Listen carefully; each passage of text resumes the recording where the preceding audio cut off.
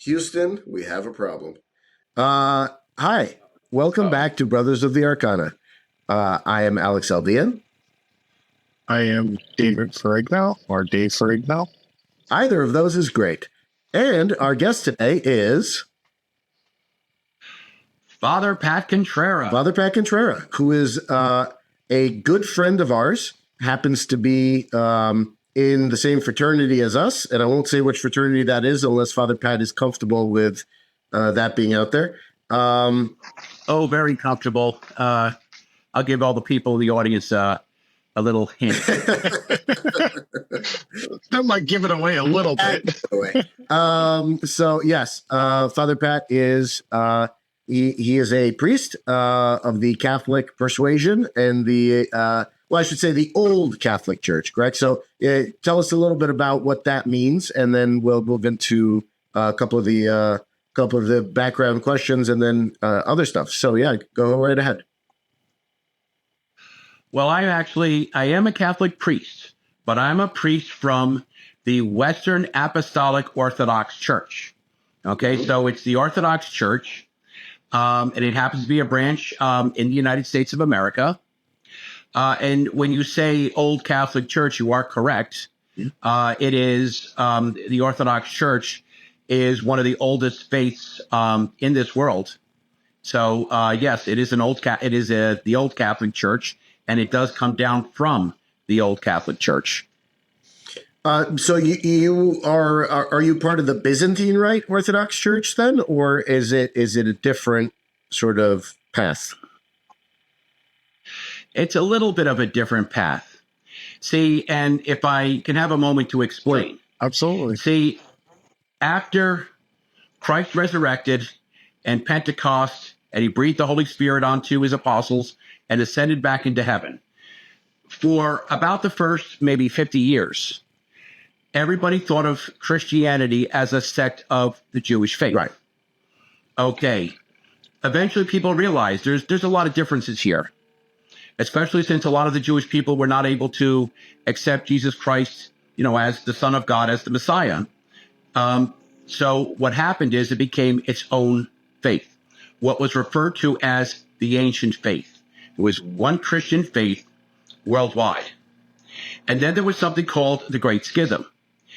This ancient faith split off into three different directions. One, Emperor Constantine of Rome developed the Roman Catholic Church. There is the Eastern Orthodox Church and the Western Orthodox Church. Now, between Eastern and Western Orthodox, not really any difference. The orthodoxy, the faith is the same, but as my Archbishop says, you don't have to learn another language to love it and appreciate it. Also true. So does your church have a pope or a patriarch? Does it have a head of it, so to speak? Now, what happens is we do acknowledge the Pope, and we are recognized by the Roman Catholic Church, but we're not bound to him. For example, we don't have to believe he's infallible. My eternal salvation is not based on whether or not I believe he is perfect. So we acknowledge him, but we don't listen to him. The highest you can go is Archbishop. And when there's a problem that needs to be solved, they bring a synod, a gathering of clerics together, and the archbishops figure on a solution. Now, there's one archbishop that is slightly above all others, the highest rank, and that person is referred to as the primate. And I say this, and I got to be careful when I use the word, because people, when they hear primate, they think gorilla, orangutan. No, primate means... Is he a big man? Prime person. Right. What's that? Is he a big man? Taller than me, but thin. So not gorilla per se. No. And trust me, a man of infinite patience, because, well, he has to work with me. So this primate... It's been said before, Father Pat. It's in charge. No, I'm kidding.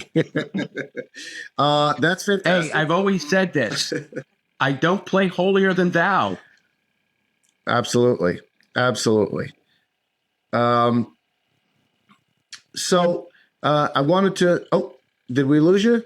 Are you still there? You are. Okay. No, I'm still here. Got you there. Okay. So wanted to touch base. Well, first of all, I credit you, and I have to thank you for this very much. I credit you for introducing me to Brian Bowden originally. I had a wonderful relationship with Brian as a friend and as a mentor of sorts, and as a brother Mason. I've worked with him professionally with some of his remote viewing talents, and I'm just and he had a wonderful episode with us that you may have seen on the show. He was our third guest. So we do really want to thank you for that, and we were very excited to get you on the show as well to get your thoughts and your viewpoints on a lot of esoteric things. So thank you. First of all, thank you. I'm honored and humbled. Absolutely. And Brian is a wonderful friend and a wonderful person, and I'm very happy that the two of you were able to work together. Absolutely. So some of the questions I think that we have today are fostering on. So one of the things, a more recent friend is Chuck Dunning. I'm not sure if you're familiar with him. He wrote a book called Contemplative Masonry. His latest book is Rose-Croix Oratory, and just a wonderful guy. He comes from the southern jurisdiction of the Scottish Rite, and has he's attained some level of notoriety as an author on mystical teachings, on contemplative study. So that's meditation, contemplation, all kinds of other things. And actually, I was just showing Dave a mandala that I got recently, a Buddhist mandala. Obviously, it has the swastikas there because the swastikas were originally a Buddhist symbol, not a Nazi symbol. They were appropriated, I should say, misappropriated. But the Chuck wrote a book called Rose-Croix Oratory that I'm reading now, and I got a copy of it for Dave. He calls himself an esoteric Christian or a Christian esotericist. I love that. I love that because I think maybe that's what all of us are that are sort of walking this path. But I wanted to just ask you your opinion. And that's where we're going to get into some of these things of what is esoterics, what is metaphysics, what is the supernatural, what are men's issues, because I think that's part of the big thing facing our fraternity, and how they all work with being a priest, being a Freemason, being a brother, and all of that stuff. So without further ado, what role do you believe that metaphysics plays in understanding the divine and our relationship with God? Well, first of all, we have to acknowledge the metaphysical. That is what is beyond the physical world. I mean, if you have absolutely no belief in metaphysical, then how can you believe an all-powerful, an almighty God that is, beyond, we can't see him. We can't walk over and shake his hand. He is beyond our physical world. So if we have no belief in the metaphysical, how can we believe in God? If we have no belief in mysticism whatsoever, then how can we believe in the mysticisms of the church? So you need at least a healthy respect for those to actually have faith. Yeah. Very interesting. Very interesting. Do you interpret the concept of the soul in esoteric Christianity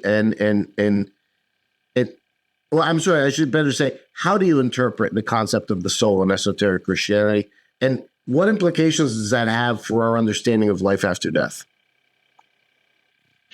Well, first of all, if you go nowhere beyond the physical, and I remember a movie a few years ago called 17 Ounces, because at the time of death, there is a slight weight loss in the human body, and that weight loss is our eternal soul leaving our bodies. There is something within us, an energy, a our actual being. That is, it's not this body. This body is just, using some Shakespeare, it's our mortal coil. It's what holds us to this dimension. So there is a part of us that is from God that will live on long after, these bodies cease to function. So there is that part of us. And if you look at all the worldwide religions, they all believe that there is some part of us that leaves our body after death, goes to heaven, becomes at one with the universe, regardless, that there's some part of us that goes on when the body ceases to exist. Interesting. But you obviously, being a priest, you espouse a certain, and I don't mean large O Orthodox, but small O Orthodox understanding of Christianity. Although, how do you see Christianity in this sense? In other words, do you see it in the traditional, here's towing the line of the way the Catholics or the Orthodox believe, or do you bring a sort of additional esoteric understanding to that practice? Well, okay. As far as the teachings of the Orthodox Church, the Ten Commandments, the Bible, we, of course, I attend to those. I follow, I believe in those. But I have another aspect to my personal Christianity, because I believe, and I'll refer to charity as applied Christianity. So you can't be Christian, go to church, and go back out into the world and ignore the needs of those around you and be an unkind person to those around you. So, and I also believe that God gave us so much, okay? And that, you don't see very many Catholic priests that believe in stones. So many Catholic priests that use a Buddhist mala to pray, that believe in, shielding their home against evil. And I believe, God gives us a lot of things. He gives us ways to protect ourselves, ways to keep ourselves healthy. If you look at the book of Ezekiel, all of the guidelines that are, kosher and halal, they're the same thing. And things that we couldn't comprehend millennia ago, God gave us to keep us healthy. So, it's not just understanding and following, it's seeing all the other things that God gave to us to understand, and also what he gives us to be better Christians. I mean, okay, so a little bit of a giveaway here. You know that I belong to certain Masonic groups, okay? Certain groups that recruit Masons, but are not necessarily Masonic. Yes. I am actually I am a Rosicrucian, and I am also a Martinist. And the Martinists have an interesting philosophy. Okay, they believe in prayer and meditation to bring us together to become one with our Creator. And some of the things that we do there, and you definitely have to have a mind for the esoteric. I show up there one day and we're doing energy work.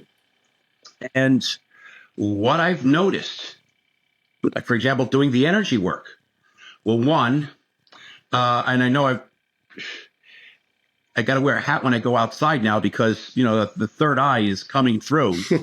My energy as far as a healer, people that are sensitive to energies, like they can feel me flaring up.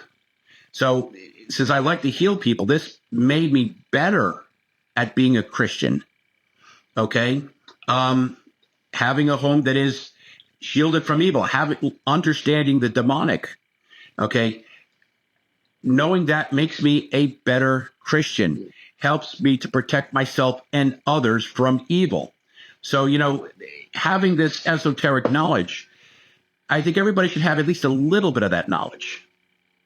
Well, a little knowledge can make you pretty dangerous, right? So maybe the more knowledge we have, the better off we might be on that one. So let me ask you this: how does Can you share any insights that you have on the significance of the mystical experiences within the Christian tradition? So where does Christian mysticism go?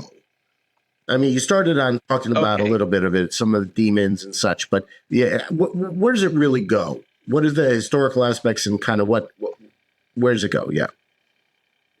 Well, those mystical aspects, those things that a lot of people don't quite understand. Well, first of all, the greatest mystical experience that a lot of people may not even take seriously, and they just do it because it's habit, is receiving the sacrament of Holy Communion. It's one of the biggest mystical experiences that a person could ever experience. It's literally God on earth, okay? And, I actually had a talk one time. It was a brother Mason, Italian, brought up Roman Catholic, and he actually said that the sacrament of Holy Communion was symbolic. And then he stepped back, and I don't know what kind of a look I gave him, but he said he didn't know how to answer me because it's not symbolic. Okay? Think about this, that the priest has the ability, because of that ordination, and I'm going to talk to you about that ordination in a couple minutes, to bless, to, as a receptacle for Almighty God, to bring down the Holy Spirit and imbue that Eucharist, that bread and that wine, to make it body and blood. And it is truly mystical because, even afterwards, if you were to examine that little piece of styrofoam, I mean that Holy Communion. No, not fine. Sorry, I still don't know.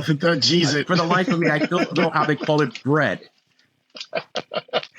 So let me ask you this then. You don't use actual bread? I mean, I know the Orthodox, for instance, they have a chalice, right? And they have the wine in the chalice. What we do is, in the Roman Catholic Church, yes, everybody's, understands that little round disc, the Eucharist, which is supposed to be bread. Right. In the Orthodox Church, and I went to Long Island to visit my Archbishop, and he actually did an online church service. And he actually had a very special loaf of bread, is actually physically bread. And it did have an imprint on top. Part of that imprint was a circle for the concept of eternity. Yeah. So we took this bread and he consecrated it. And as we went up for Holy Communion, we went out and we took a little piece and we received it. And we also received the wine. Got it. So we used the bread. Now, and I'm going to tell you something that I've given, for example, for the Knights Templar, the commandery, in Freemasonry.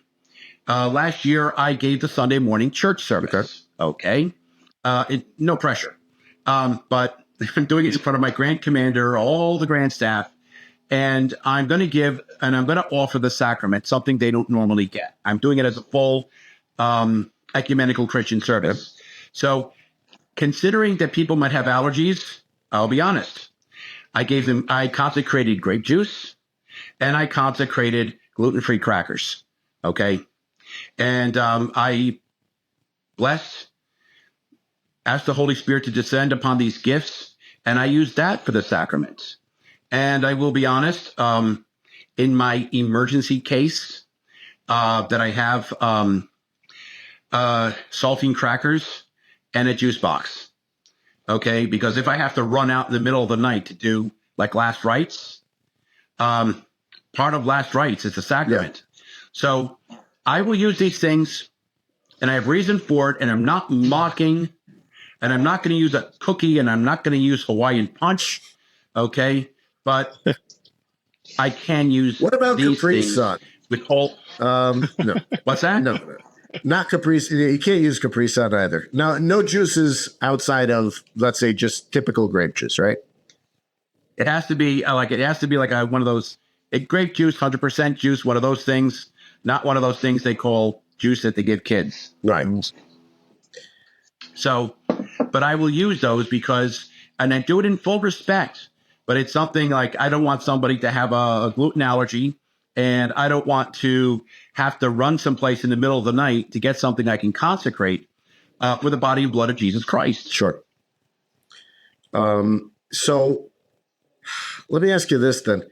Do you think that metaphysical practices and beliefs, do you think that they're essential for a deeper understanding of Christianity? In other words, I have friends who are, and we all have friends who are evangelical Christians, right? Lovely people. I think a lot of them have very deep faith. But, you go to their church, well, the one I'm thinking of, which is a wonderful church. It starts out with, in essence, a rock concert. So she gets some Christian music in there, and then it starts in with the whole thing. Almost an hour or 45 minutes is a homily, in essence, where the pastor gets up and talks about whatever he's going to talk about that day, usually some sort of a Bible verse, and then back to the rock concert again, and then you're done. It's all done in about an hour. I was there one time when they actually did communion. They had special single serving pieces of communion, which had two tiers. One of them was the bread or the crackers, whatever it was. One of them was the juice. And in this sort of little box, it's sort of sealed, and you get your own piece, and they hand them out. Nobody blessed anything. And it was kind of like, take your own communion kind of thing, and then beat it, grab a coffee on the way out. So it was very different than what I'm used to in terms of Christianity, which is why I ask, there are no metaphysics there, not that I can tell, right? So what are your thoughts on it? Well, first of all, you do need some kind of metaphysical understanding. Otherwise, a lot of people, when they go to church, they're just going through the motions. Why do you go to church? Well, because my parents made me, because we went every week when I was younger, because we're supposed to. Why do you receive Holy Communion? Because we're supposed to. Okay? I believe that without metaphysics, you're just going through the motions. You are just doing it because that's what you've always done. Once you have a metaphysical understanding, the understanding of beyond what you can physically see in that church, it definitely will strengthen your faith. Like I said, when you understand that it is not symbolic, when you're blessing, that bread and that wine, when you understand it is truly God on earth, okay, you need to understand that, and understand that when a priest, and when I say laying of hands, or which me, it's like, healing touch, I never, hands over, but never touching. When a priest heals, okay, you need to understand what is happening. Is that priest some kind of special guy because, oh my gosh, he healed me? No. I've done healings, some small, some surprising, and I tell people, you know what? I'm just a blunt instrument. I'm just a vessel. Okay? You need to understand the metaphysics to understand that something is being given to me, the grace of God, by the grace of God, and I am giving it to that person. So I am sharing it with them. So it's not me. It's something that's beyond me. And I'm going to tell you something else, because, and this is always something one of my superiors talks about when he talks about authentic faith, and he talks about the true parts of our religion. And I mentioned the sacrament of Holy Communion. Okay. And I also consecrate holy water. I will bless houses. I've got some baptisms coming up. I did a wedding. You always need holy water. It's always nice to have. But, you got to have a priest who is properly ordained. Okay. And I will tell you one thing. 2.5 years ago, when I was ordained, and for everybody out there that's watching this, when I was finally able to clear my mind and hear what was being said to me, okay, yeah, I was a little bit older, okay, but all right, here's some part of the mysticism that people need to understand. And when I say you respect a person of the clergy, you may not respect them as a person, but you respect them for what they carry. So I took a trip a couple of years ago, and I went to my ordination. And at my ordination, 3 bishops put their hands on me. Now, Pentecost, Jesus Christ rose from the dead. He breathed the Holy Spirit onto his apostles. Go forth, preach, raise the dead, heal the sick. Okay, go out there. And then those apostles, what did they do? Well, they got old. There's a lot of space to cover. They started consecrating more clergy. And it goes down through the ages. So when I say Apostolic Orthodox Church, with the Eastern Apostolic Orthodox Church, that's apostolic too. There is a line that comes down from generation to generation, passing on that beautiful gift that was given to the original 12. Okay, and then 2,000 years later, guess who gets in line? Me. Okay, and if you don't understand mysticism, and if you don't understand what was given, and I will be honest with you, somebody could have told me 100 times over what the definition of apostolic succession means, but until you go through it, you have no idea what it involves. Okay? Okay. So you need to understand, and by the way, as one candle lights another, and the flame is never diminished, that gift has not been diminished ever since the original 12. Okay, so you can imagine after my ordination, I'm sitting there in my hotel room, in my chair, just like, wow, oh my. It's like beyond comprehension. If I didn't have any understanding for any kind of mysticism, that would have just been some kind of symbolic ceremony. But I learned that what really happened there, what I could not physically see with my eyes. Okay? And I will tell you, this proof of this, well, I can tell you, parts of my personality disappeared. And they weren't really good parts. I mean, I wasn't a great person a few years ago. Good, not particularly great. And I will tell you another thing, too. 2.5 years ago, my beard was gray. Now it comes in pure white. Okay? So, yes, and I have no intention of coloring it, because I know why it happened. Okay. All right. I'd be curious to hear your thoughts on why that happened. So, like I said, this affected me. And, but without that knowledge, for that understanding of, some kind of metaphysical, that mysticism, that all of that wonderful part of our faith that we cannot see, if you don't not even understand it, respect it, and acknowledge it, you're taking so much away from your own faith. Okay? Acknowledge that which you cannot see. Acknowledge that which goes beyond our senses. It will make you a much better Christian, and it'll make you a much better Jew or Buddhist or Muslim, whatever your faith is. Acknowledge that which goes beyond us in our physical understanding. I appreciate your answer there. That is really cool, and just what a wonderful way to think about not only Christianity but any religion in that respect. David. One thing I was going to ask. So obviously, it seems like people go through the motions. You're alluding to the fact that there's so many that go to church. We've seen it so many times. People just go through the motions. They're not really getting the concept of inviting deity. And how would you say in today's world, I think our listeners, for the most part, are probably more in tune with the mysticism. But if somebody's not, what would you recommend? Where do they start? How do they get to that point where they can reconnect and reintegrate with God? Really? Well, you know what? First thing, when you pray, take the time to think about the words that you're saying. Our Father who art in heaven, hallowed be thy name. Okay?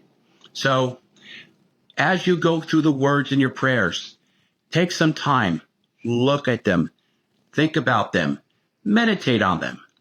And you know what? Now, I'm going to say this. Meditation, where prayer is when we speak to God, meditation is when we listen. Okay, I want you to take some time. And this is where, like Roman Catholics, they love to do that adoration of the Holy Sacrament. They will take some time, sit there, and stare upon a single piece of the Holy Eucharist. Take some time, look at it, think about it, contemplate it, realize what it is. Meditation, I think, is the key. When we pray, we speak to God. When we meditate, we listen. Quiet your mind. Think about what you do in church, why you do it, the origin for it. Okay? Think about what's happening. Think about the words that you say. And, you know, I have this other term. It's not my term. It's a beautiful term, though, because like some people, and they may go through the motions, or sometimes they may say, how do I pray? Well, okay. How about this? Prayer of the heart. Sometimes the most magnificent and powerful prayers that a person could ever say is speaking to God in their own words. I don't remember how to say the Our Father. How do you do the rosary? How about this? Speak to God. Take some time when you're quiet.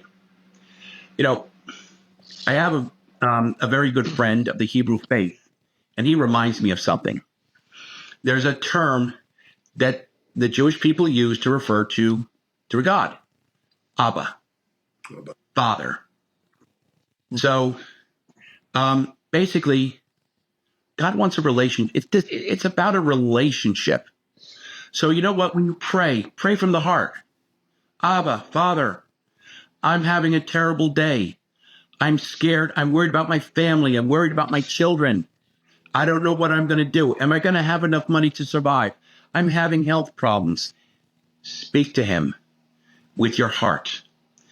The words, your own words from you. Okay, so take some time to meditate. Take some time to speak to Christ, to God in your own words, and take some time to listen. Now, I'm going to mention one more thing because on this written test I had to take to become a priest, about 105 questions, multiple parts, took me a few months, and it was saying which of the following, and there was a list of terms, and it's like which of these terms, which one of these philosophical reasonings would you use to prove the existence of God? And I chose one that was called the deontological reasoning. And basically what that means is, and a study of nature, look at a sunset, smell a flower, listen to the song of a bird, smell the grass, the plants, the trees in the springtime. Let your senses take in what is around you, okay? And understand that did not come about by accident. That the only way all of this came about, that we came about, is because of God. That's lovely. Sure. Yeah. A question for you. You alluded to it before.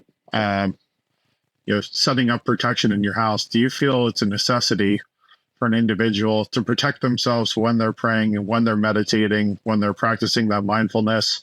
And if so, what would you recommend? Well, I tell you, as far as praying, now I will tell you, I have by my front door, I do have a dream catcher. I have a lady friend, I'm allowed to, and she's Indigenous American, so I have a dream catcher.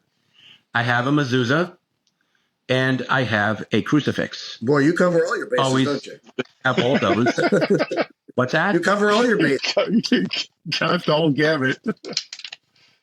But I realize there's two people in this world. People that Satan wants, and people that Satan already has. Okay? And I found out kind of like afterwards, nobody tells you this before ordination, that all of a sudden you become a lot more interesting to those, to the great deceiver. Okay? So, I mean, what do I do? Okay, you know what I have by my front door. And here's something very simple that a person can do. 1, kosher salt. Okay? I keep a small amount of it in the 4 corners of my home. All right? And along with it, and you could get these little bracelets, like 2 pair for $10. On here, there's obsidian, there's hematite, and there's tiger's eye. So you take one of them, you cut it apart, you take at least one of each stone and put that in the 4 corners along with the salt, okay? And that'll protect you while you're in the home. I wear the bracelet when I go out. I like to carry a little bag of kosher salt on me, but if I ever get frisked, forget it, I'm cooked. Okay, so I will put little packets of, salt from the fast food place in the pocket. Okay, so I'll carry those with me for protection. And I will tell you one little secret I found out. I have a friend, I believe Alex knows who he is too. I'm not going to mention his name. I believe him to be a very powerful empath, very sensitive to thoughts and emotions of others. Okay? And he came to my apartment one day. We were going to watch a movie, hang out. And, he comes to the door, happy, energetic. Hi, Pat, how you doing? Sits down. 2 minutes later, he's asleep. Okay? And why?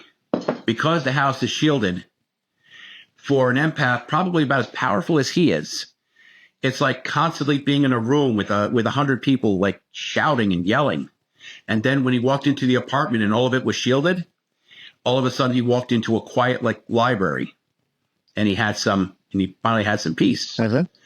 And a couple months ago, he leans in to me and he goes, by the way, do you realize you have 2 auras? And I look at him and I'm like, I'm ordained, right? You know what I carry. Oh, yeah. So basically, learning to shield his home, learning to have that peace allowed him to develop. Okay? So I honestly believe if you're empathic, and by the way, one homily that I did one day, God gives us all gifts. Okay? He makes some of us seers, some speak in tongues, some healers. So if I say that, he's empathic, he's sensitive to emotions, first of all, Satan doesn't give gifts. He takes. He deceives. The only gift you can get. Okay? So I believe that's his gift. Mm-hmm. So whenever I say a person is gifted, and by the way, when Alex said, Brian Bowden, as far as a remote viewer, I am blessed. I know 3 different remote viewers. So if I ever need to find someone, I know who to talk to. And we'd like to have, how can that be? We'd like to have Carl Petrie on the show as well, of course. He's just very busy right now. He's got a new series coming out, or a new season to his series, and then a new book coming out. So it's very busy time for Carl. A 3rd book. That'll be wonderful. I think so. Yes, I remember I believe you're right. And I remember one day I get a message, they were going to do, to pitch an idea to a television station. You can't just say, hey, this is my idea. So he had to put like 3 episodes together. And there was one episode from a part of his life of an event that took place inside of a Masonic lodge. So I was called that day, hey, Pat, you want to come and help out? So I was an extra that day. It was fun. I love behind the scenes. And he brought a lot of colleagues with him. And we had some very, very interesting, enlightening conversations that day. Lovely. So, and I remember the one night he invited all of us to come down and watch the 3 episodes he put together. It was a lot of fun. So very cool. I'm hoping Dave can get us into more of the paranormal stuff, because he's our paranormal expert on the show. So all the stuff that I know Pat and I have chatted about, demons, ghosts, goblins, and a whole bunch of other stuff. So take it away, Dave. Wow, just put me on the spot there. The gobbledygook. Sure. I mean, right in time for Halloween, right? Absolutely. Well, let's first start with Pat. I know we had this brief discussion the other day. How can somebody identify if there's some kind of entity or an attachment to them that's negative? And what could they do to kind of ward that off from your perspective? Okay, well, here's the interesting part. I mentioned, now listen, as an Orthodox priest, I'm allowed to get married. I have a lady friend. She is Indigenous American. She's a priestess. She's a healer. We actually go on healings together, and she can detect attachments. Now, the first thing to notice is that if somebody who's in good health, you start noticing that they're weak, their energy is being drained, that physical manifestation, or did you ever have a moment when, for some reason, you were angry and you could not figure out why? And that's like, and when I say attachment, when somebody is possessed, the entity is inside them. The attachment, much like it sounds, is like a leech.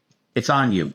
And sometimes that supernatural leech is not very good, so it's like intermittent. Okay? So if you notice a person's energy draining for no good reason whatsoever, if a person is angry, you yourself, you're angry for no good reason whatsoever, okay, there might be a problem. Now, I'm going to tell you, I read a book a few years ago, Psychic Self-Defense. Oh. And it was about this woman that joined an occult Christian order and all of the things that were happening. And I almost came up with a flow chart of what you should do if you think either yourself or another person has an attachment or may be possessed. And the first thing you need to do is rule out physical ailments. Make sure the doctor gives you the green light. The other thing is, a lot of us are stressed. Couldn't hurt to talk to a psychologist. Make sure you're okay. All right? Rule the part of it out that's you. Okay? Now, here's two things you can do. Now, and I combine them. One is kosher salt. Okay, and by the way, really expensive. I get this at the $1.25 store.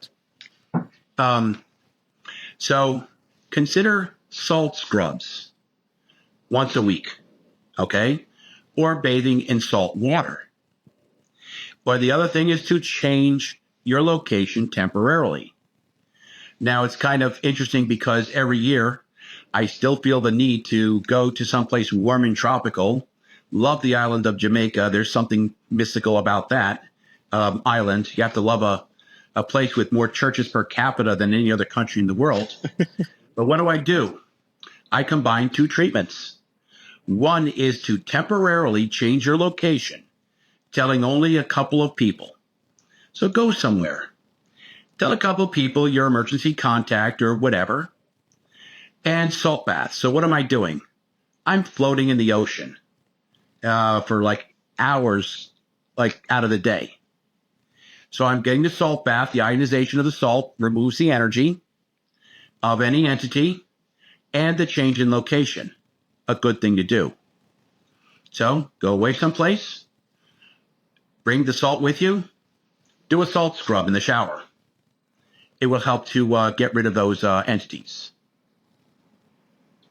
And is there a common test? The other day you alluded to there's a test where you could even take water or a glass of water at home. Did you want to elaborate on that? Well, I will tell you one thing that I do. Well, first of all, testing for entities. Let's see. Well, I will tell you, like, for example, right over here on the shelf is a bottle of water that I'm not going to drink myself. What do I do with it? Remember I told you about exorcising things, taking the evil out of things. Well, that's just prayer, okay? And that's just praying over something, removing the evil from it. So what I do, and I will tell you, with me, the energy lately, like right now, the hands, they're burning, okay? I've got a little bit of extra energy on me. So what I'm going to do is reach right over here, plain ordinary bottle of water. And I'm going to, I'm going to pray upon it. I'm going to cast energy into it. And then I'm going to have, if there's a person who is sick, I'm going to give this bottle of water to a sick person. Okay? What's the worst thing you can do? It's a bottle of water. Okay? But it's exercised. It's blessed. It has the energy that I'm allowed to be a vessel for to imbue upon it. And I will give that to them. Okay? So you can pray upon anything. And I saw this book I have to get, the Big Book of Exorcisms. You can pray upon anything to exorcise it. You know, you can do an exorcism prayer on a person. If you're not sure what's the worst thing that can happen, you prayed upon a healthy person. But if you really believe that there is an issue with them, you can do an exorcism type prayer. And I will tell you, if it's a full-on exorcism, like exorcism prayers rid a person of illness, of injury. If it's a full-on exorcism, that's something I'm not really willing to mess with yet, or ever. So when you're saying a full-on exorcism, you're talking about a demonic presence that possessed that person. Right. So, like I mentioned, I've got a friend who he has an exorcism order for Canada, and he has this offer for $1,500. I can teach you how to do exorcisms. And I'm like, nope. I mean, I follow what he does and I listen to what he says, but to me, no part of that is a good idea. Okay. Why don't I watch horror movies is because I know there are greater horrors upon this earth that people don't realize are happening. Okay. So, yes, you can, there are people that can exorcise demons from people. There are people that can remove attachments. There are simple exorcism prayers that you can pray over a person that will help them. You can exorcise like a piece of food, a piece of bread, and make it clean and imbue it with, God's grace and give it to a person and it will heal them. So a lot of things you can do. Some things I am just clearly not ready for yet. And to that end, it seems like, I know there's a thought in the paranormal realm that you really shouldn't speak the name of certain demons, or you shouldn't say names out loud. You shouldn't mess with Ouija boards, things of that nature. Can you elaborate on that from your perspective? Oh boy, could I. Okay. First of all, when I see these Ouija boards advertised or in the toy store, 8 years and up to conjure up some demon. Okay. First of all, remember, kids, you're 7 or under. Don't mess with it. Right. So, yeah, when the Barbie movie came out, somebody did a picture of a Barbie Ouija board. I'm like, come on, Barbie's demonic enough. Yeah, right. Okay. But what you're calling forth with the Ouija board, okay, some people may think that if that actually reacts, you've contacted a relative that has passed on. No. You've called for something that is pretending to be a relative. Do not mess with Ouija boards. No. Okay? Now, as far as the names of, and by the way, this is something Brother Brian Bowden mentioned to me. Now, let's see. I'm going to show you a little gift that was given to me for my ordination. Okay? Demons, entities. Uh-huh. And this is only like part of the collection. Yes. I got a couple more folks here too. Okay, put that there. Now, I'm going to mention a little story. Did you ever see a movie called The Craft a few years ago? Yes. Those Yes. Catholic school, New Witch comes to town. Okay, there's a scene. And when they get off the bus, be careful. There's a lot of weirdos out here. And the girl says, we are the weirdos. They go to the beach to invoke an entity. Now, even as a younger person, they lost me when they said, well, if God and the devil are fighting, so-and-so is the field that they're fighting on. They tried to imply that something is out there is greater than God. No. But okay, I go with the rest of the movie. So they go to the beach, and they bring things with them, and they're trying to do the four corners and invoke the name of this great entity. Now, for the purposes of the movie, the entity was fictitious. They made up a name. But they didn't realize that the name was close to the name of a water entity. Okay? Now, what happened is, and you can even see this in some of the scenes, it's raining. It was supposed to be a very clear night when they went out there to film. Yet every time they started to film a scene, and they mentioned a name that was close to the water entity, it started to rain. Okay? So don't mention the names out loud. Okay? If you read them, good. Don't read them out loud. Be careful. All right? You may be getting to, it's basically like, okay, I'm in the next room. I call out your name. You're like, oh, and you come over to see what's going on. Right. Same thing. You say a name, that entity will come through the veil. All right. So don't, if you read it, don't say the names out loud. And I will tell you, that's where people get in trouble. See, the couple days before I was ordained, see, I had to go down to Pascagoula, Mississippi. And a brother helped me. He let me use his timeshare one night in New Orleans. So here I am, dressed like and I'm in New Orleans for a night. So they tell me, oh, there's a new restaurant. Walk down Decatur Avenue a few blocks. You'll find it. It's a nice place. Really was. But on my way down, I passed 3 different witchcraft shops. Or more accurately, I went inside 3 different witchcraft shops. Just did not hard to find down there. Go in, look around. And I'm like, ooh, incense. Maybe they want that for the ordination. Maybe they wouldn't want it in this place. So these cute little crochet dolls. I'm like, oh, wow, they're voodoo dolls. Put it back. The third store I went into, and this is how horror movies start. These 4 young ladies walk in their 20s, and they're like, oh, what's this? Ooh, what's this? They walk toward the books, the rack of books on the wall. Books they should not make. They shouldn't be reading to begin with, and definitely should not be reading out loud. That's the part of the horror movie where they're having a slumber party, and they're like, ooh, let's turn out the lights, let's light a candle, let's read the book.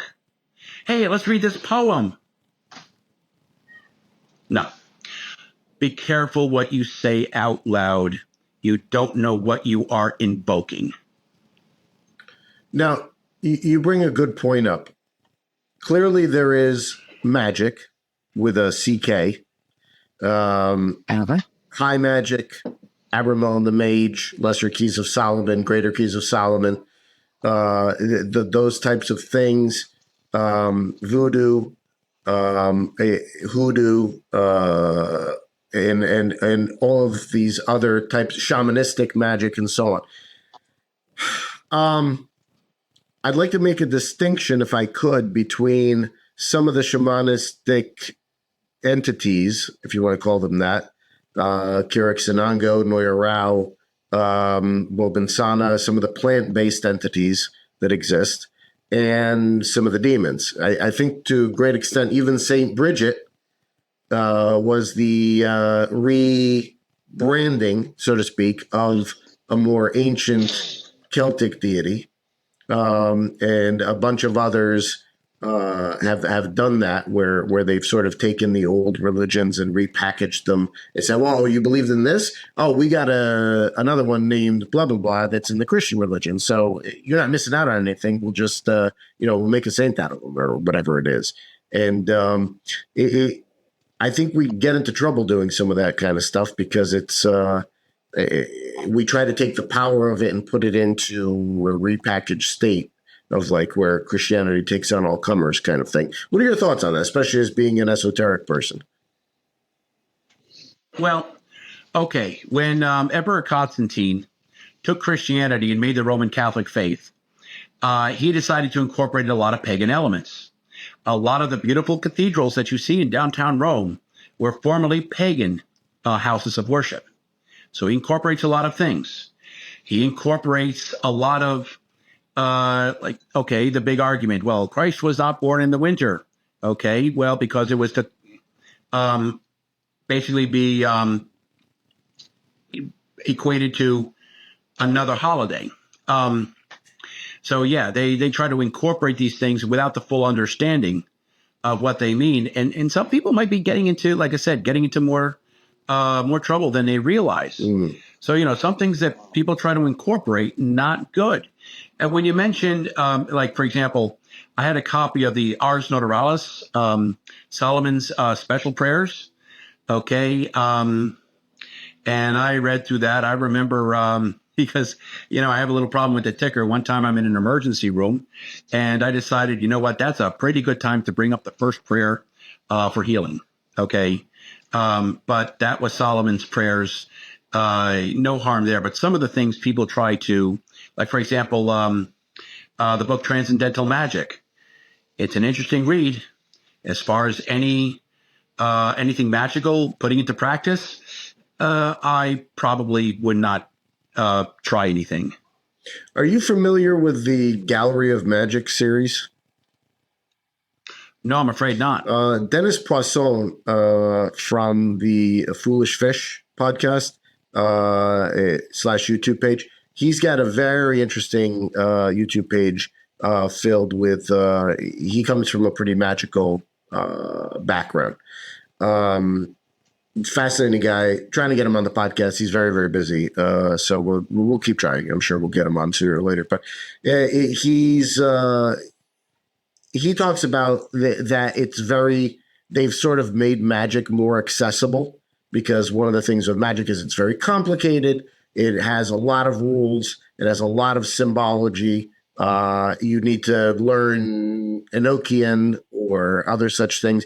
Are you familiar at all with that type of thing, like the Enochian language, which they call the language of the angels, or potentially demonic language, or other things like that? One of the books that I have that I'm going to get to with the reading is the Book of Enoch that I'm looking forward to. And the story of Enoch is actually quite interesting. And gee, no wonder at the First Council of Nicaea they decided to make that one of the books that they ripped out of the Bible.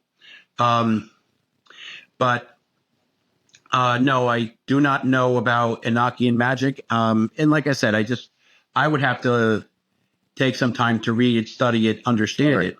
But as far as putting it into practice, I'm not sure I would.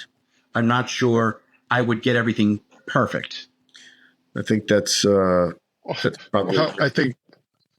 I think Bowden alluded to that too, because he on his podcast he did discuss that. I guess he had a friend that was trying to speak the Enochian language and kind of screwed it up, and essentially had a couple of years worth of issues because of that. So it's certainly something you don't want to dabble with if you're not doing it right.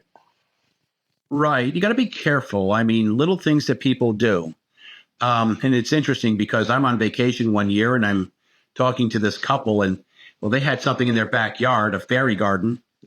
And it's just a little area of the yard that nobody touches. And they put little trinkets and different things in the yard to attract positive entities. And then one day the landscapers cleaning up the yard, the grass was quite tall there, and they just cut all of it. And not realizing what they were doing, the one guy that cut the grass, all of a sudden he starts having runs of misfortune. Okay, so realizing what was happening, when the couple decided to reestablish said fairy garden, he said, I really want to give something to put in this garden. What do you recommend? He did. The garden was reestablished and the misfortune ceased. Yes. So, you got to be real careful with this stuff. And as far as mispronouncing, I'll be bound to mispronounce something, and then here comes trouble. So, I would stay away from it. I would read it to understand it, but I don't think I would put it into practice. Too difficult. I suppose that's true. Do you have any personal experiences or stories about the supernatural, or other ghosts, demons, anything else you've encountered that's something that comes to mind that was particularly, really out there? Kind of, I couldn't be mistaken, in other words, for anything else? Well, I thought it was interesting because, let's see, I know the one time I went on a paranormal investigation of one of the lodge buildings with Brother Brian, and he brought me along as, bait. Bait, that's nice. And it turned out the lodge was very, very active. Mm-hmm. But I've noticed that, like, when all the entities that we see, they're in the form of orbs. Uh-huh.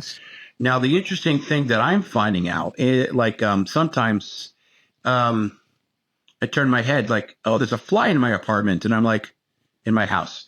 And wait a minute, that's not a fly. It's too big. I could swear it was in the form of an orb. I know that, okay, my third installation is Master of Wyckoff Lodge.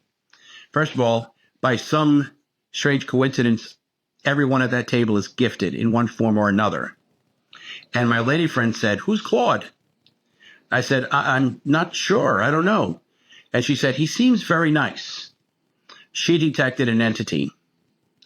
And then we go upstairs to the lodge room. There's a picture there of a guy I've seen 100 times, like the first master in that building. And I'm like, "Hey, Claude, how are you?" I see you've met Christine. But Christine said something, and a few people saw it, that as I'm taking my oath at the altar, an orb flies past. Uh-huh. And I was told, yeah, Claude wanted to wish you luck. Okay. So apparently I've interacted with entities. I'm not at the level where I see things. I mean, one time I'm talking to a woman at the one of the resorts I was at, and very nice person. You know, interesting job. She walks around cutting fruit, giving it to people all day long, and selling her gospel CD.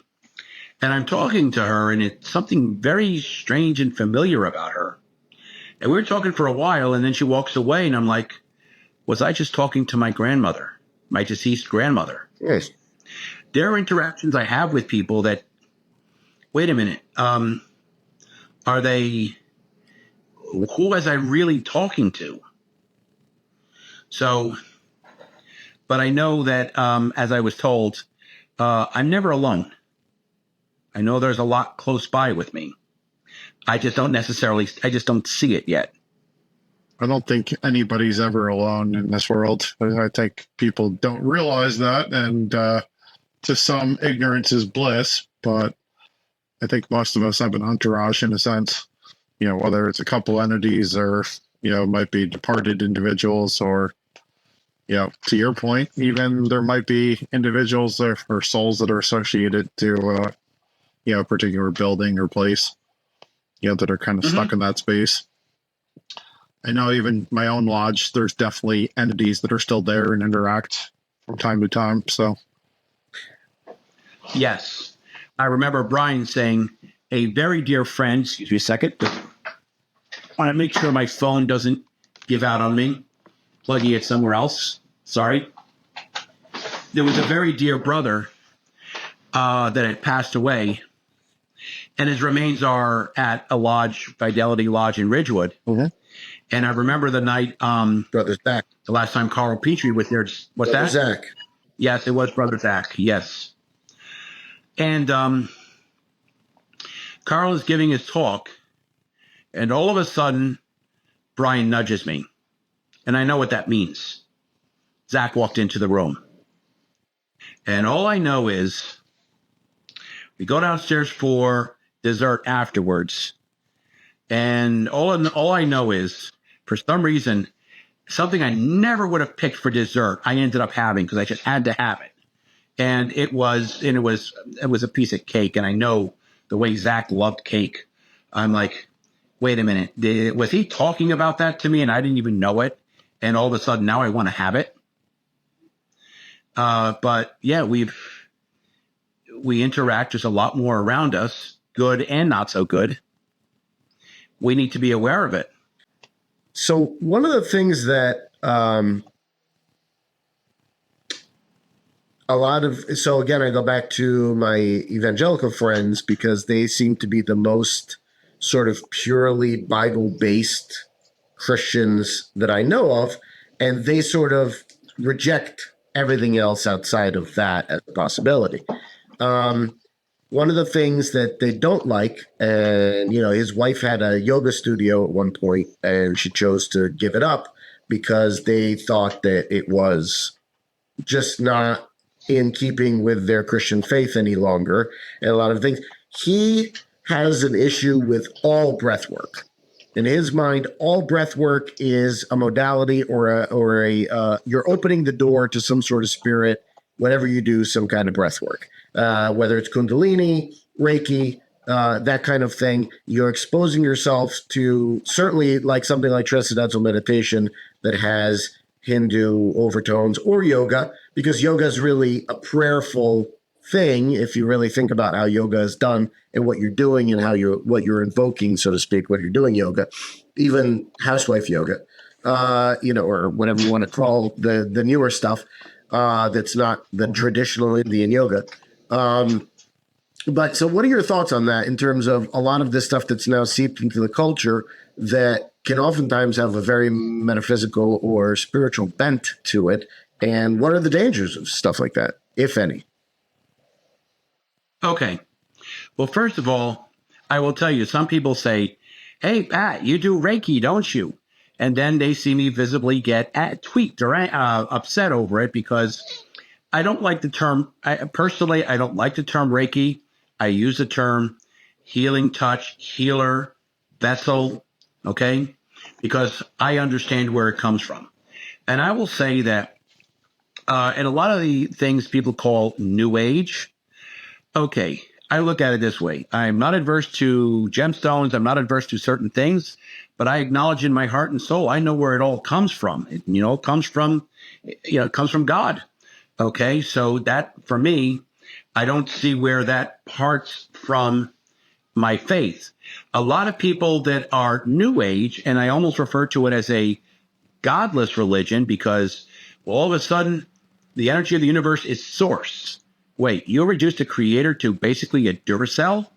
But they're studying all these things, but they don't acknowledge our creator.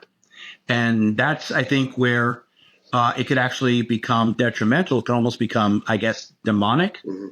Now, I will tell you, because I saw the list online, all the things that, we're not supposed to do because they're, the work of the devil. And yes, veganism is on the list. But I didn't make the list up. But I do know that yoga was on the list, and I had a little discussion with my archbishop about it, okay? Now, personally, the yoga style that I follow does not involve any prayers or meditations. It was started by an ex-professional wrestler, okay? You look at that bunch, it's like more like writers and housewives and busy businessmen than, your typical yoga crowd. So, I never associated it with that spiritual aspect. But they talk about the postures invoking entities. They talk about the energy, Kundalini, which in martial arts is ki or chi. It's also referred to as prana. Mm-hmm. Okay, so they refer to, Kundalini is a serpent, and that serpent wraps itself around your spine. So they're saying some of these postures, these asanas, are just by holding them, and you could be thinking about something else, are invoking entities. And, those entities can be detrimental. So I was fortunate because I said, oh, by the way, I do a little bit of Tai Chi, and they're like, yeah, that's not a problem. Don't worry. Okay, good. Oh. But I also know some of these hardliners, they have a problem with martial arts in general, because you'll notice in a lot of traditional martial arts schools, there is a small temple in the corner. Mm-hmm. Okay, and sometimes you put gifts on that temple. Okay, but that temple is for the ancestors or the progenitors of the style. Okay, and we're not praying to them. It's like a tombstone. It's a remembrance. Thank you for giving us this martial arts style that we love and practice so much.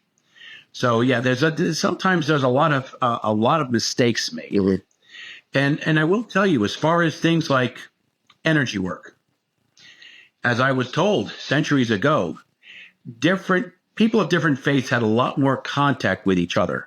Christian monks and clerics had a lot more contact with those in the East.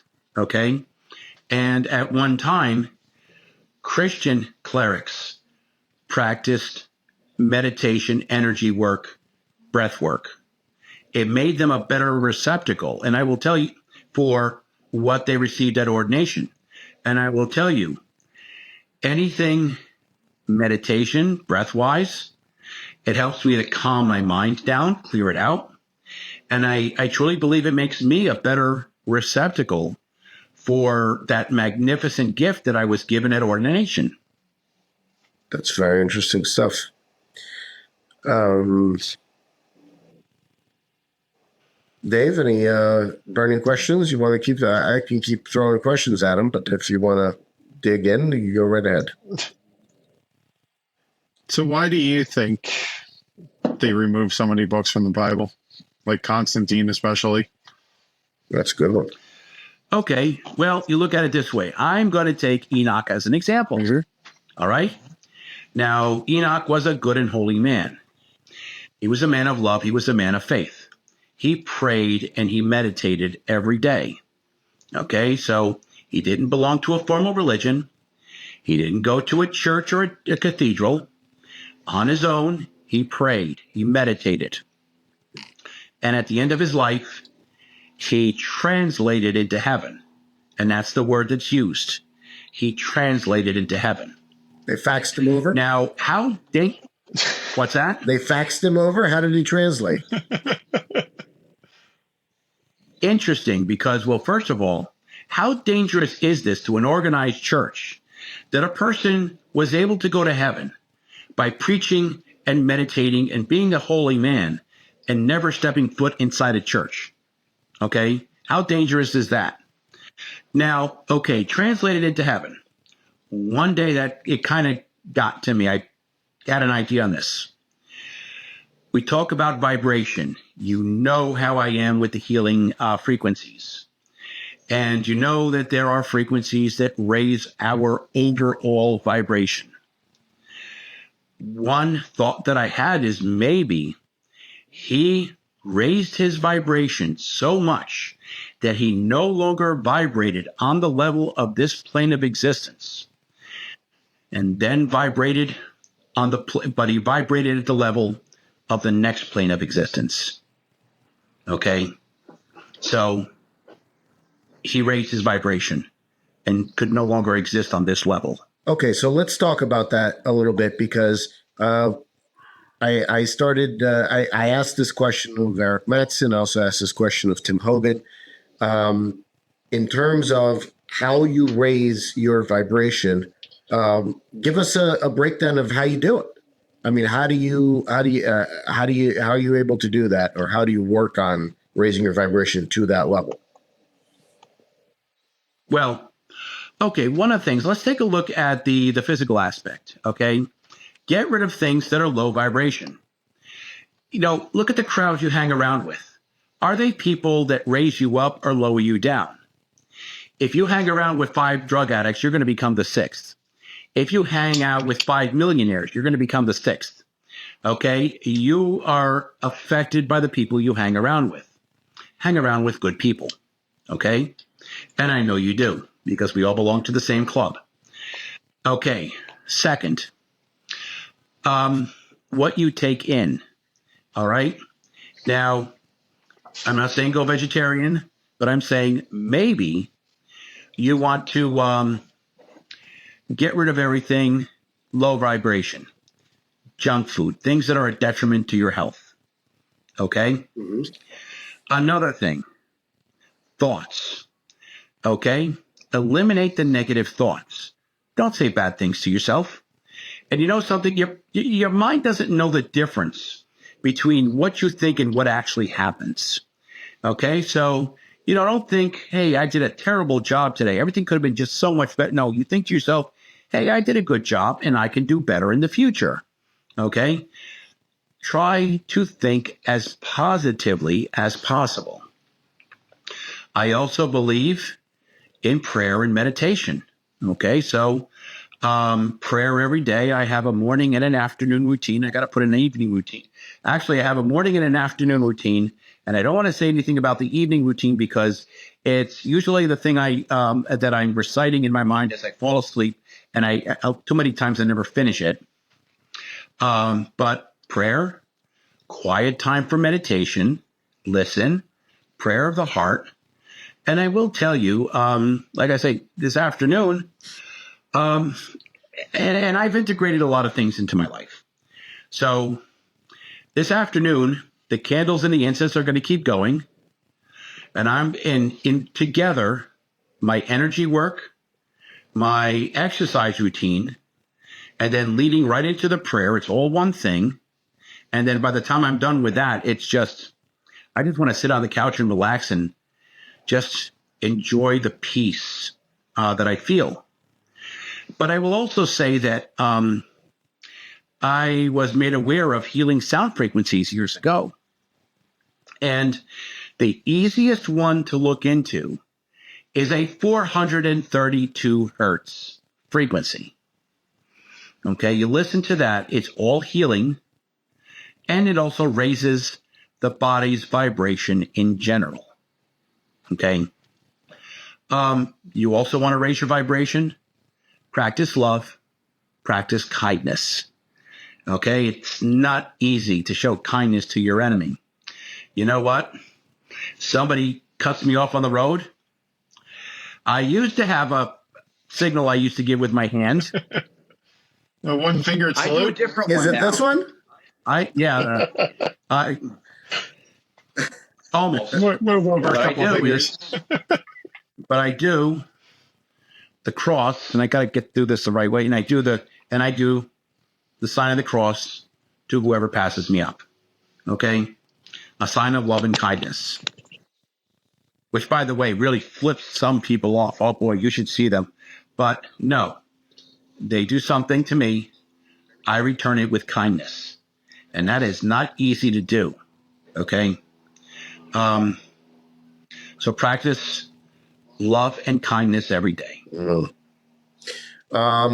So do you feel, I just know from my own experiences, several times I've gotten very angry and have said things that have really affected certain relationships that I've been in.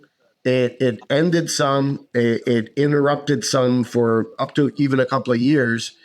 And when I was in that anger, it felt like I was not really there anymore. Like I was sort of asleep and something else was at the wheel, right? When that anger came around, or that pain, or that the depression or whatever it was, it almost feels like it's like I take my hands off the wheel and something else grabs on and drives the boat, right? So I don't know if, does that make sense on some level?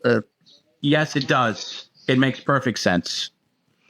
Again, when I said earlier about attachments, you ever have bouts of anger that you don't know where they come from? Well, maybe something is affecting you. Mm. You know what? First thing you need to do, remove yourself from the situation. Okay? And listen, it's like you're yelling, I'm yelling. I don't want to yell anymore. I will talk to you later. Remove yourself from that situation if you can. Sure. Hey, go home. Salt scrub. Take some time. Remove that negative entity. Relax. Go to sleep. Next morning, things are better. And you know what? I've learned two very powerful words. I'm sorry. It's really difficult to apologize sometimes. Because you're hurt. Person said some things to you as well. So you know what? It's just like, listen, I had a bad day. Things were affecting me. I don't know what came over me, which is the truth. I don't want to lose your friendship. Maybe say something like that. And you might be surprised that the other person will apologize back. So, hey, I was having a bad day too. Hey, let's forget about it. But remove yourself from the situation. Go home, do a salt scrub, swim in the ocean if you could.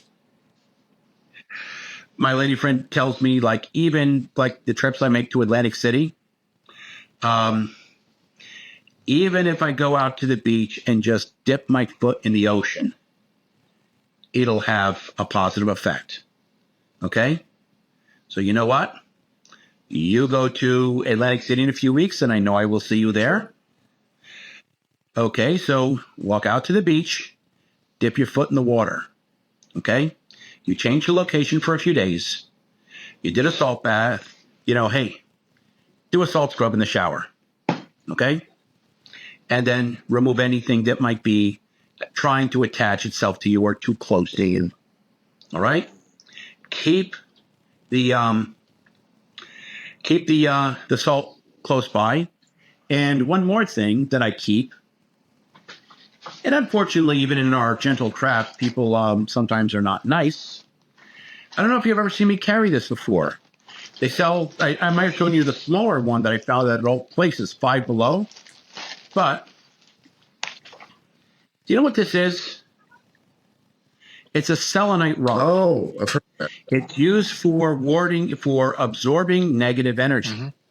Some people will use it for healing purposes. But if I know I'm going to be near a person who is quite the negative person, this will be in my jacket pocket to protect me from that hatred, that whatever. And when I say cast evil upon me, they may not be muttering a spell, but arguing, being loud, inconsiderate, that's casting a spell as well. So I will keep that on me to ward off the negative energy. And by the way, you'd be surprised how much negative energy you pull off of people just going to a store, running errands. Yeah, for So, commuting or anything else, especially. Yeah. yes. Hey, Dave, you want to tell the story of when you were commuting and the kind of stuff that sort of would come upon you at that time? Well, yeah, I mean, I'm an intuitive empath as well, so I used to take the bus all the time to New York City, for work.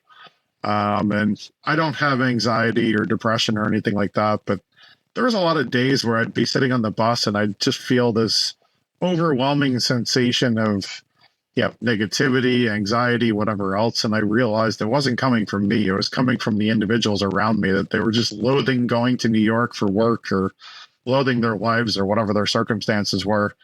And I think, Pat, what you're alluding to is absolutely true. You really have to keep a positive mindset. And, I really had to become cognizant of that, especially taking mass transit, going to bigger venues. I mean, you go take the train out of Penn Station or somewhere, you're around thousands of people at rush hour. Clearly, you're going to pick up some weird energy and negative entities, and you got to come home and cleanse yourself from that as soon as you can. Well, I will tell you, like I said, these little bracelets, these obsidian, hematite, tiger's eye bracelets, and I'll send you the link. They'll send you like 2 pair for $10. Wear them, one on each wrist. And if you're in a situation where you can't wear them, try to keep one in your pocket. Okay. Now, I'm also going to tell you something else too. Again, with the lines of gifts that people give me. A couple things that I was given a few years ago, and I always keep these on me too. It's amazing all the things I pull off of myself when I come home at night. Okay. But one, here's something good to have. Have you ever heard of Saint Benedict? Yes. Okay. Saint Benedict, the patron saint of exorcisms and protection. Okay. As a matter of fact, that cross on the one side, if you know what it stands for and you can read Latin, that's an exorcism prayer. Okay. Always good to have on you. All right. And show it to me.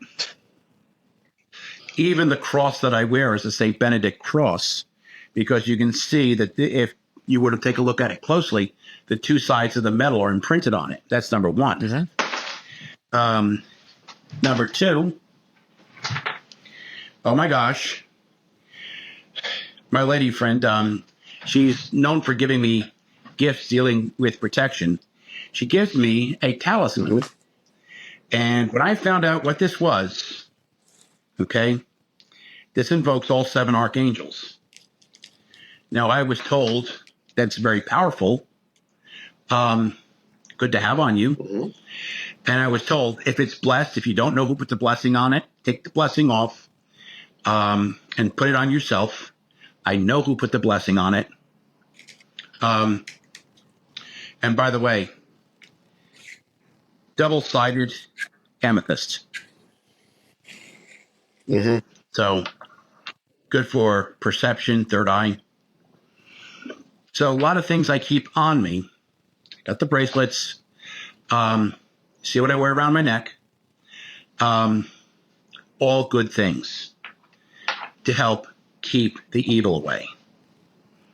And yes, when I get to my hotel room in Atlantic City, well, let's put it this way. When I check out, they're going to find salt all over the floor. Well, I guess they find all kinds of things all over the floor in Atlantic City, so probably salt's not such a bad. Oh God, yeah! Don't walk barefoot on the rug. Whatever you do. Oh, God. Thanks for reminding me. Yeah. It's funny because last January I was in Atlantic City. Last January I was in Atlantic City, and I made very good friends with this guy. He's a duke. He runs this military order that started in Italy, and he wanted to do some nights. And he said, "Hey, we should go into downtown Atlantic City and find a church." And I was like, "No, please don't. No." I told him, "Listen." When he looked out the window, I explained it to him. Okay, but what I did was, I said, "Listen, any room I consecrate is a church." Mm-hmm. Okay. So we knighted 3 people. Cynthia Rothrock was one of them, martial arts legend, wonderful human being. Wow. But I had the room consecrated. When I was done, I had a prayer to remove the consecration. I chose not to. I left it behind. Really? All I know is I was very comfortable in that room. So, but yes, I will be consecrating my hotel room. Okay. That sounds pretty awesome.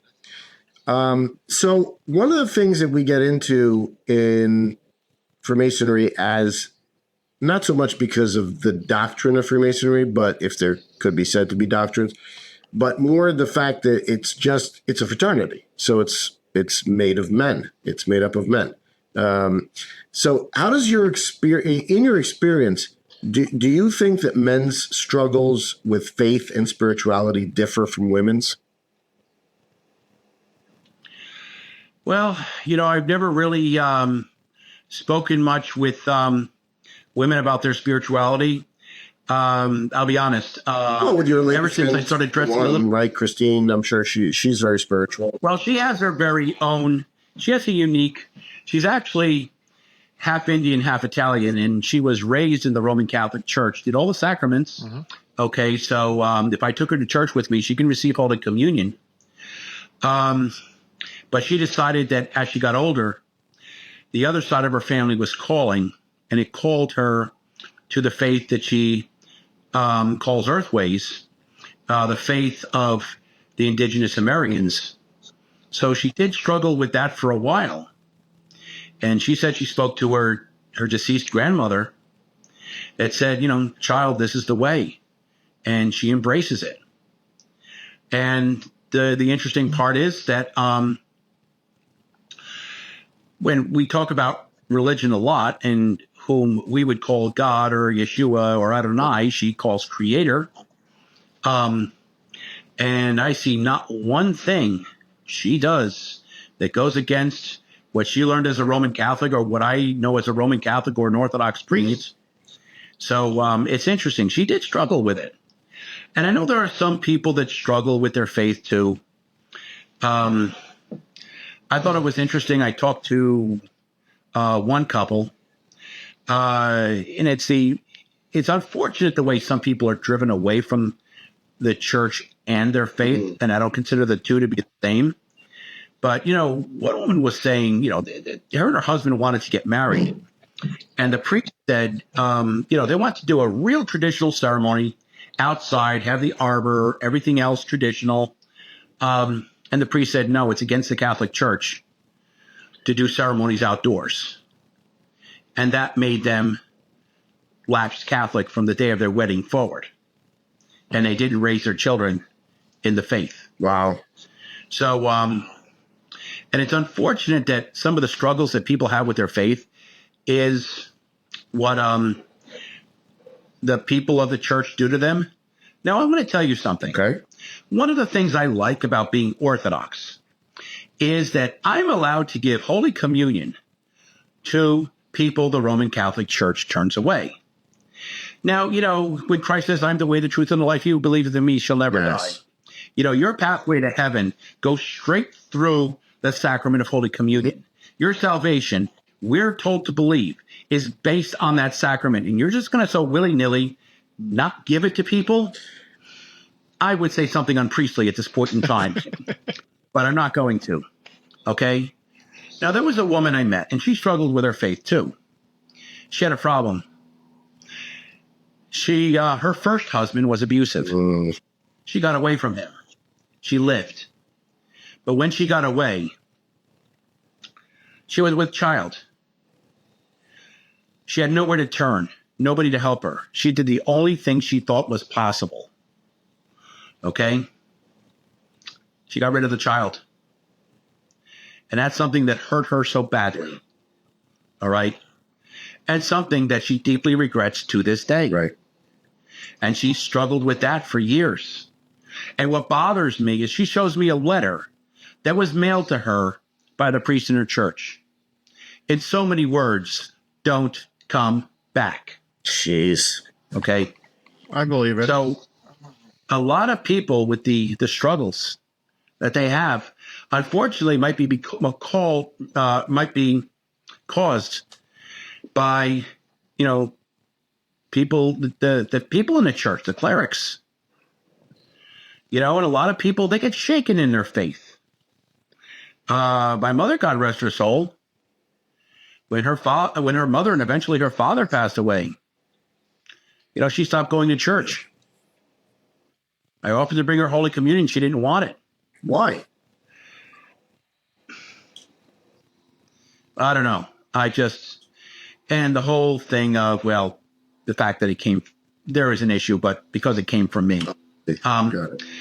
Now, I also had another friend that struggled with his faith. And God bless Joe Carini. The gym he had that I trained at for years. And he was known for training a lot of football players. Like when Tiki Barber made his comeback, guess who trained him? They always sent the plane to bring him down to football camp for the Tampa Bay Buccaneers. Matt McCann from the Chicago Bears showed up to help us out at a bench press contest. Okay, good man, beautiful soul, wonderful heart, been through a lot. His mother passed away. He was devastated for a long, long time. Fell away from the church. Okay. And, you know, then he decided, and one day he decided to come back. And this was years ago. I was only a Eucharistic minister. He says, Pat, can you stop by here on Sunday? Because the gym was open Saturdays and Sundays. He couldn't go to church. He says, Pat, can you stop by here and bring me Holy Communion? Okay. I bring him Holy Communion. We pray together for a little while. He came back. I mean, loss does cause us to question our faith. Look around us in the world. Look at everything that's happening. And some people strongly question, if God exists, how can this happen? Well, God gives us free will. And some people don't necessarily use that for good. So, you know, a lot of things I hear, a lot of things that happen in people's lives. Usually it deals with loss. It causes them to question their faith, to struggle with their faith. So let me ask you this. What's the biggest spiritual challenge you think is facing men today?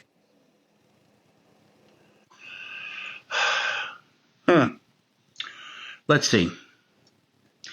Well, a lot of people, you know, I see faith making a big comeback, which is good. But the biggest problem I'm having is people becoming people becoming unsteady in their faith through loss, through the world around them, really questioning, is God out there? And if so, is he even listening? So, trying to put together their faith with their lives, that's a big struggle.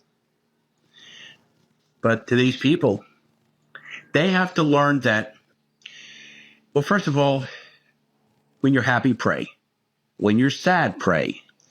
When you wake up, pray. When you go to bed, just start putting a little bit more prayer in your life every day and watch the way it changes. Sometimes I say, I give thanks for the small miracles in my life. Little things that happen that just make life a little bit easier. You pray, things just get better. Unfortunately, the first time things start going wrong, what's the first thing that drops out of a person's life? Their faith. And I will tell you, there is a certain complacency in our craft. I'm going to tell you something somebody told me the other day. He goes, I go to lodge meetings. I don't have to go to church. Jeez. No, it doesn't work that way. We had a nice little talk about it. What? And I'm going to be baptizing his child next spring. I like to hear that. Yeah. What would you say? Because I think that's all too often true. Clearly, you start questioning things, like especially things go haywire in your life. You're down in the dumps. Whatever else happens, things happen. Obviously, it's life happens, as they say. What would you say? How do you keep that faith, and how do you strengthen your faith when you're constantly praying and you're asking God for help and you feel like there's no results? Then, just keep on praying. Just keep on praying. Keep on believing. And it's interesting because, of all things, I was listening to a clip from the movie Evan Almighty. Okay? Remember Bruce Almighty? Yep. Remember the sequel with the Ark? Yep. Okay. So the wife and the kids leave. And they're in a restaurant, and the wife calls over a waiter. And it's Morgan Freeman's character. Yep. The big guy. And she talks to him, and then Morgan Freeman's character says something back that's amazing. He goes, when you pray to God for strength, emotional strength, does he give you strength? Or does he give you the opportunity to become strong? When you want to become closer as a family, does he fill you with warm, loving feelings for each other? Or does he give you the opportunity to grow together as a family? Maybe it's part of our test. And maybe that's what will make us stronger if we don't forget. We don't forget prayer. We don't forget our faith. There was a movie that came out a while ago, God's Not Dead. And it came out on one of these Christian streaming services. And in the movie, Dean Cain, remember Superman, Lois and Clark? Okay. He plays a guy in the movie, a businessman. He's a real jerk. Honestly, a bit of a stretch for him. But his girlfriend tells him she's got cancer. He breaks it off. Bye. And then he goes to visit his mother in like an old age home. And, he says, and the mother's non-responsive, just sits there staring blankly into his face. And he goes to her, for all you did, for all your faith, for all the good in your life, look what happened to you. I said, look at me. I am a terrible person and I have everything. How do you explain it? And in the movie, the mother all of a sudden becomes cognizant. And she says, sometimes you're in a prison and you don't even realize it. The people that have everything in life, they forget about faith. life is good. I'm rich. I'm powerful. I have fans. I have followers on social media. Okay. And that's a prison that you could leave at any point in time. And yet you choose not to because you like it so much. Okay. So maybe these are ways we are being made to be stronger. And maybe if we had everything easy, that would mean we're already in the dominion of Satan. We're already lost. Wow. That's a big statement to say. I mean, so you made mention that one of our brethren said, if I go to lodge, I don't need to go to church.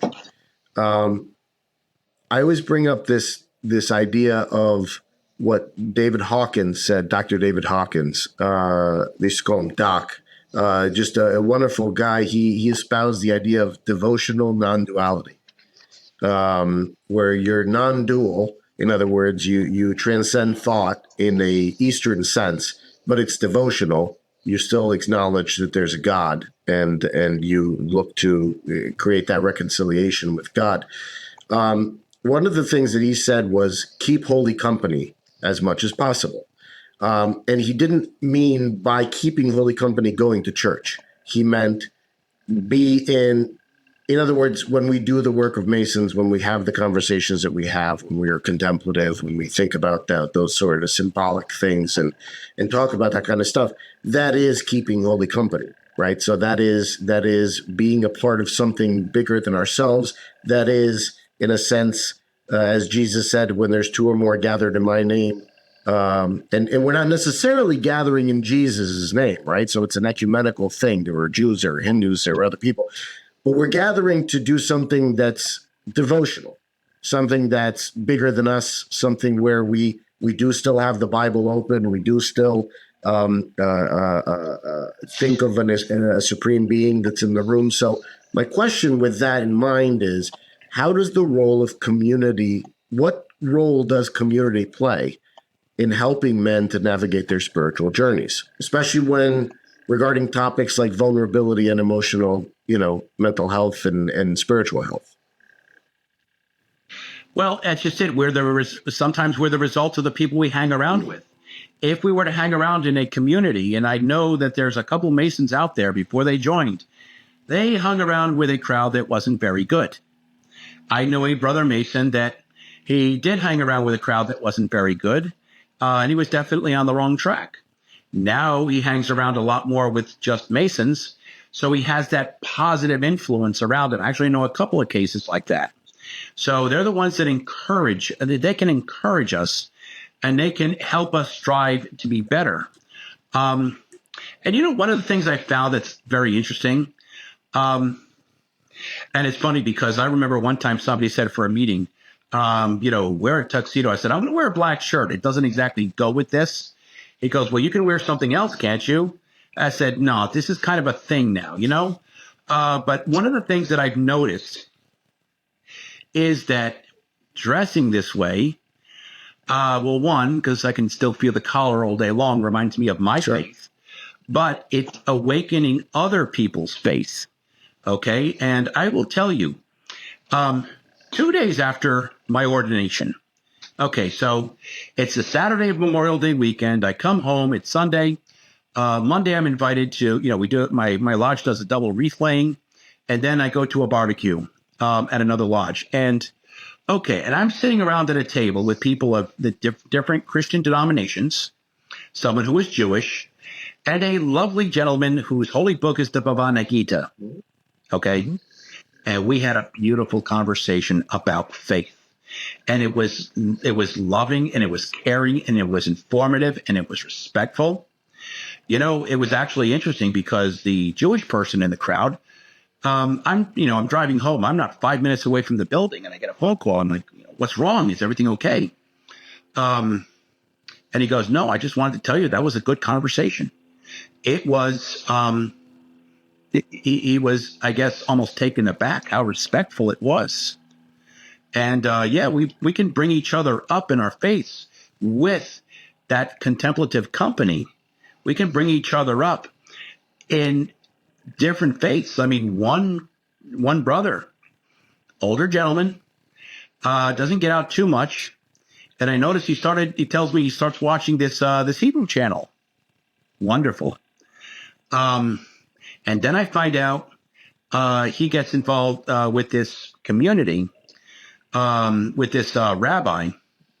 And, well, tonight for the High Holy Day, he's going to Rabbi's house for dinner. So, and when Rabbi needs a minion, helpers, he gets called. So he's grown in his faith, and that is a Lubavitcher rabbi. Okay, that was the word. Oh, Lubavitcher, yeah. And he's grown in faith with this person. He's grown in his faith, and that's wonderful because there were others around to talk to him, to encourage his faith. Mm-hmm. There are some people like, we talk about a few things, and, I remind a few people, hey, I got a kid that needs baptizing, or can you come over and, somebody said, can you come over and bless my house? I'm like, sure. He goes, what do you want? Like he was implying money. So give me a cup of coffee. He goes, is that it? Okay, make it a big cup of coffee. But he wanted his house blessed. He wanted his house holy for him and his son. Okay, so that's a beautiful thing. So yes, the crowd you have around you, and sometimes in Freemasonry, we talk about a lot of things. We don't talk about faith, and that's unfortunate. But more and more, we are talking about faith. We are being, reminding each other of it. I'm that one reminder too, and I'm honored to do so. So yes, we can bring each other up. We can pray. We can be together. It's amazing. I'll get messages or calls. Hey, Pat, so-and-so's in the hospital, like a relative of theirs. Okay, give me a name, and I will put them on my prayer intentions. Every morning I have, and they appreciate that and they love that. One brother actually invited me over to, the way he said it, his baby mama, didn't say wife, she was in a coma. Oh, gee. Can you at least offer her last rites? And I did. She went home 2 weeks later. And I don't mean home to heaven. I mean, I'm like, and now he's my best friend. I said, don't forget about your faith. Because I won't. Okay. I hold her hand. I talk to her. People in the coma hear you. Couldn't give her Holy Communion, so absolved her for her sins. Holy water, blessing. She wakes up 2 days later. It's incredible. So the fact that he acknowledged the faith, and I told him, it's not me. I'm only the blunt instrument. But he is reminded of his faith. The fact that people say, can you pray for someone for me? We can pray together too. How many times I get invited? There was a York Rite chapter. They were going to do a ceremony, and somebody made these ephod necklaces with the 14 stones of the ephod, not the 12. And there's a story behind that too. Well, they got he says, "Can you bless back?" Right. You got it. So the ephod was just to let the audience know was the traditional breastplate of the high priest of the Sanhedrin. Right. And it also grounded them too electrically, but that's another time. But the two stones that I call the magic 8-ball stones. Yeah. So he goes over, Pat, can you he always likes to have me over to offer prayer. One time I showed up in all, for this event in all my vestments. I prayed over holy water, just bless the bracelets. Sometimes I'm called in for blessings.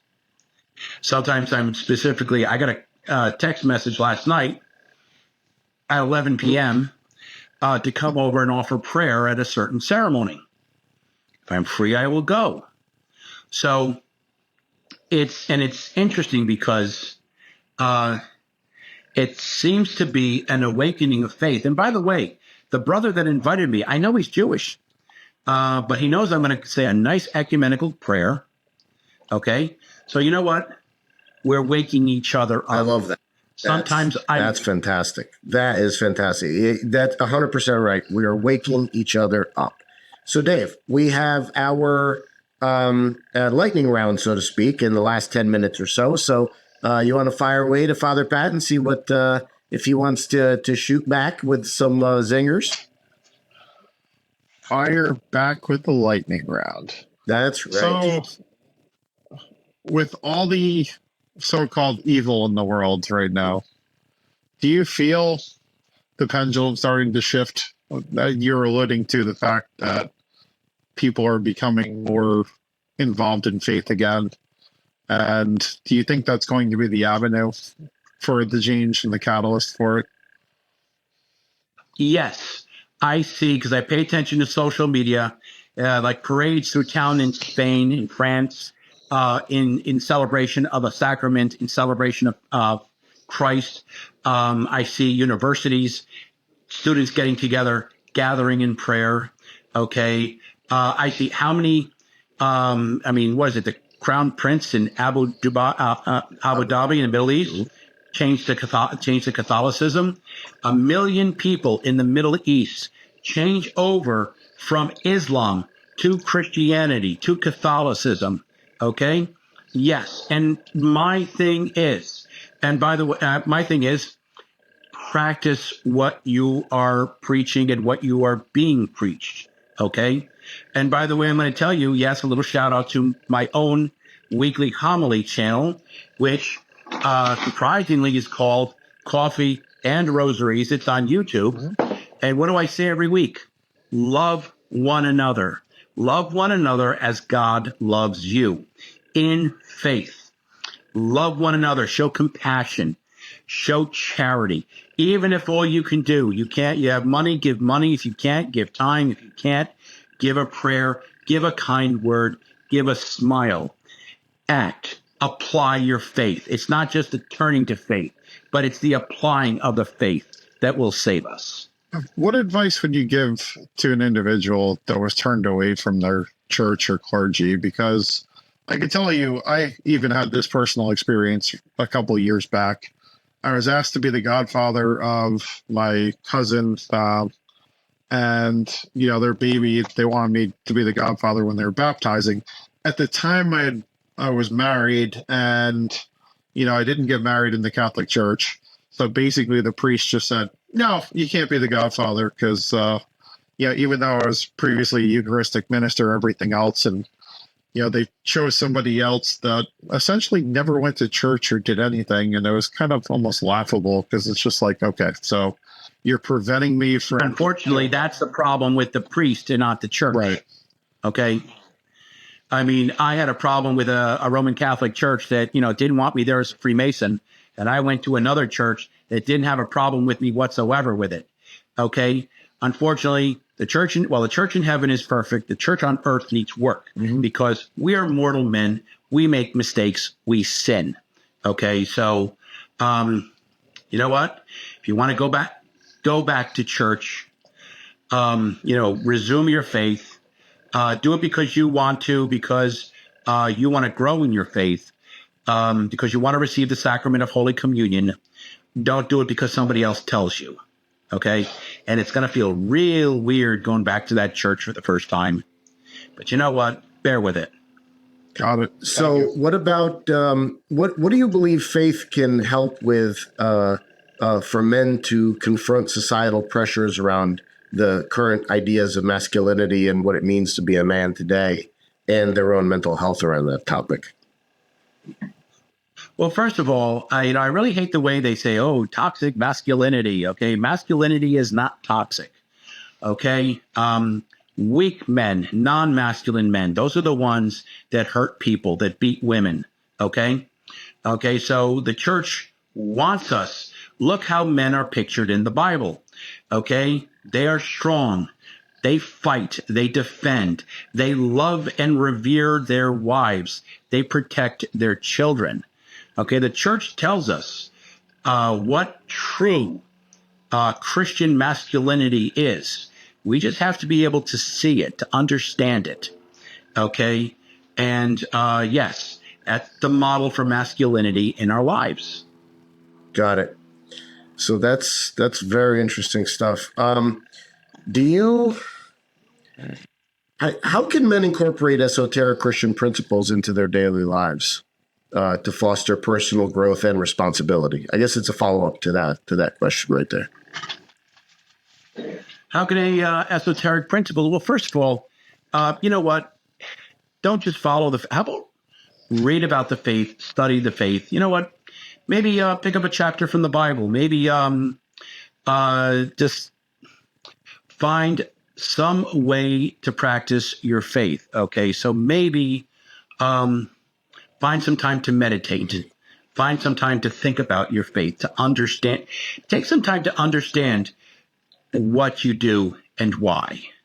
Okay, and that's a good basis. And then there's something you don't understand. Well, definitely, go out there and find something to read, to learn. That's very interesting. Dave, anything else you want to add?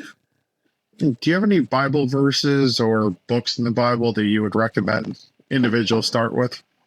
Dave's having a little bit of connectivity issues, I think. So I will just wrap up for the both of us and just say, Father Pat, thank you so much for being a part of the show today.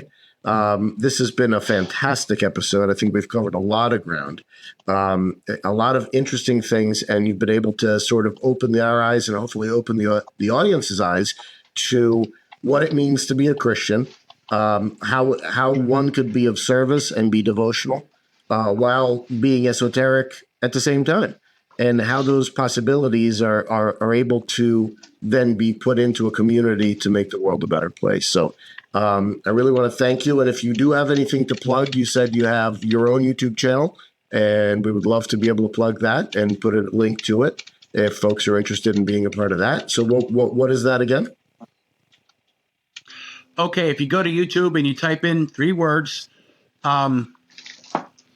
coffee and rosary, and every week I put up a new homily. I'm not pounding the Bible at a podium or anything. Mm-hmm.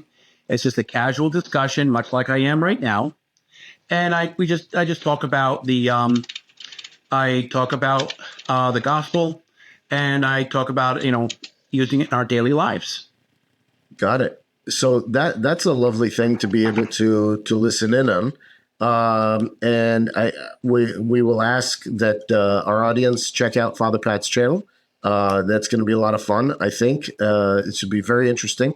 And Pat and I know each other very, very well through the fraternity that we're a part of. And I have a ton of respect for him, what he's been able to do, and the work that he's been a part of, both within the fraternity and without. So with that, thank you, Father Pat, for being on the show. And until next time, my name is Alex Aldea. Dave Ferrigno is somewhere in the ether.